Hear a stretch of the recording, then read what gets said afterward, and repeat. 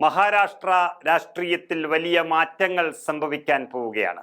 അതൊരു പക്ഷേ തെരഞ്ഞെടുപ്പിൽ നടന്ന അട്ടിമറി സംഭവങ്ങൾ വരെ പുറത്തറിയാൻ സാധ്യതയേറിയിരിക്കുന്നു.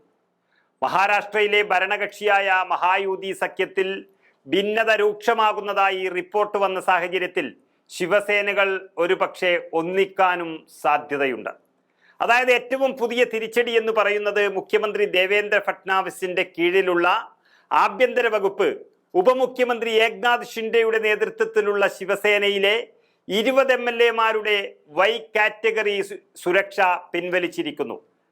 ശരിക്കും പറഞ്ഞാൽ 20 MLA-മാരെ BJP പൂട്ടി എന്ന് തന്നെ വേണമെങ്കിൽ പറയാം.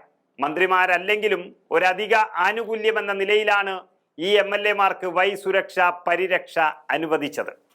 കാരണം 2022-ൽ ഉദ്ധവ് താക്കറെയുടെ നേതൃത്വത്തിലുള്ള ശിവസേനയിൽ നിന്ന് കൂറുമാറി BJP സഖ്യത്തിൽ എത്തിയതിനെ തുടർന്നാണ് ഈ MLA-മാർക്ക് പരിരക്ഷ നൽകിയത്.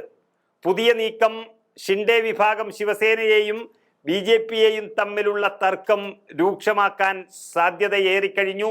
മാത്രമല്ല, ഇനി തങ്ങളുടെ ശിവസേനയുടെ ആവശ്യം BJP മുന്നണിക്കില്ല എന്നുള്ളതിൻ്റെ ഒരു സൂചനയാണ് അവർ നൽകുന്നത്.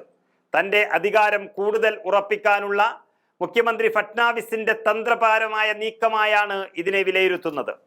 നമുക്കറിയാം, റായ്ഗഡിലെയും നാസിക്കിലെയും രക്ഷാകർതൃമന്ത്രി എന്ന സ്ഥാനത്തെ ചൊല്ലി BJP-യും ഷിൻഡെ ശിവസേനയും തമ്മിൽ അതിശക്തമായ തർക്കം തുടരുകയാണ്. ഇത് മറ്റു മേഖലകളിലേക്കും വ്യാപിച്ചു കഴിഞ്ഞു. കഴിഞ്ഞ മാസം ദാവോസിൽ നടന്ന ലോക സാമ്പത്തിക ഫോറം ഉച്ചകോടിക്ക് പോകുന്നതിന് മുൻപ് ഫട്നാവിസ് NCPയുടെ തൽക്കറയെ റായ്ഗഡിന്റെ ഗാർഡിയൻ മന്ത്രിയായി നാമനിർദ്ദേശം ചെയ്തു. ഇത് ഷിൻഡെ ശിവസേനയെ ചൊടിപ്പിച്ചു.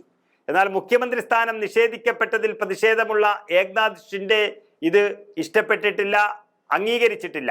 ആ ജില്ലയിൽ ശിവസേനയ്ക്ക് ഗണ്യമായ സ്വാധീനമുള്ളതിനാൽ തൻ്റെ പാർട്ടിയിൽ നിന്നുള്ള നേതാവിനെ ആ സ്ഥാനത്തേക്ക് വേണമെന്ന് അദ്ദേഹം ആവശ്യപ്പെട്ടു. തത്കറയുടെ നിയമനം താത്കാലികമായി അങ്ങനെ റദ്ദാക്കേണ്ടി വന്നു മുഖ്യമന്ത്രിക്ക്. ഫട്നാവിസുമായി വേദി പങ്കിടുന്നതും ഷിൻഡെ ഒഴിവാക്കിയിരിക്കുന്നു. സംസ്ഥാനത്തെ ഒരു മുഖ്യമന്ത്രിയുമായി വേദി പങ്കിടില്ല എന്ന് അതേ ക്യാബിനറ്റിലെ ഉപമുഖ്യമന്ത്രി തീരുമാനിച്ചിരിക്കുന്നു എന്നതിൽ വലിയ തമ്മിലടി മറ്റൊന്നും കാണാനാകില്ല. അത്രയ്ക്കും വലിയ തമ്മിലടിയാണ് BJP സഖ്യത്തിൽ മഹാരാഷ്ട്രയിലുള്ളത്. കഴിഞ്ഞ മാസം ഫട്നാവിസ് വിളിച്ചു ചേർത്ത Nashik metropolitan regional development authority യോഗത്തിൽ നിന്ന് ഷിൻഡെ വിട്ടുനിന്നു. പിംപ്രി ചിച്ച്വാഡ് പോലീസ് കമ്മീഷണറേറ്റിന്റെ ഉദ്ഘാടന ചടങ്ങിലും അദ്ദേഹം പങ്കെടുത്തില്ല. ഇനി വേദി പങ്കിടില്ല എന്ന ഉറച്ച തീരുമാനത്തിലാണ് ഉപമുഖ്യമന്ത്രി ഇരിക്കുന്നത്. അതായത് BJP-യോളം തന്നെ തലയെടുപ്പ് കാണിക്കാൻ ഷിൻഡെ ശിവസേന ആയിട്ടില്ല എന്ന മുന്നറിയിപ്പ് മുഖ്യമന്ത്രി പല തവണ നൽകിയിട്ടുണ്ടെങ്കിലും ഷിൻഡെ ശിവസേന അതിന് തയ്യാറാകുന്നില്ല.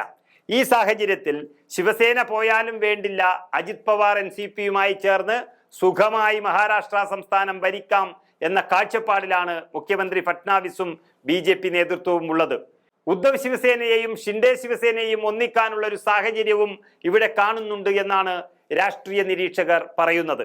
അങ്ങനെ വരുമ്പോൾ ഏറ്റവും വലിയൊരു രഹസ്യം പുറത്തു വരാൻ സാഹചര്യം ഒരുങ്ങുകയാണ്. അതായത് 70 ലക്ഷത്തോളം വോട്ടുകൾ അന്യായമായി ചേർത്തിട്ടാണ് മഹാരാഷ്ട്രയിൽ BJP സഖ്യം ഭരണം പിടിച്ചത് എന്നും ഒരു വീട്ടിൽ തന്നെ 7000-ഓളം വോട്ടുകൾ ചേർത്തു എന്നതടക്കമുള്ള അട്ടിമറി രഹസ്യങ്ങൾ പ്രതിപക്ഷ നേതാവ് രാഹുൽ ഗാന്ധി തന്നെ പുറത്തുവിട്ടതാണ്, അതും ലോകസഭയിൽ. അത് കൂടുതൽ തെളിവുകളോടെ പുറത്തു വരാൻ പോവുകയാണ് ഷിൻഡെ ശിവസേന നീങ്ങുന്നതിനനുസരിച്ച്. അങ്ങനെ വരുമ്പോൾ അത് സുപ്രീം കോടതിയിൽ നിയമ പോരാട്ടം നടത്താൻ ഇന്ത്യ മുന്നണിക്ക് എളുപ്പമാകും, സഹായകമാകും.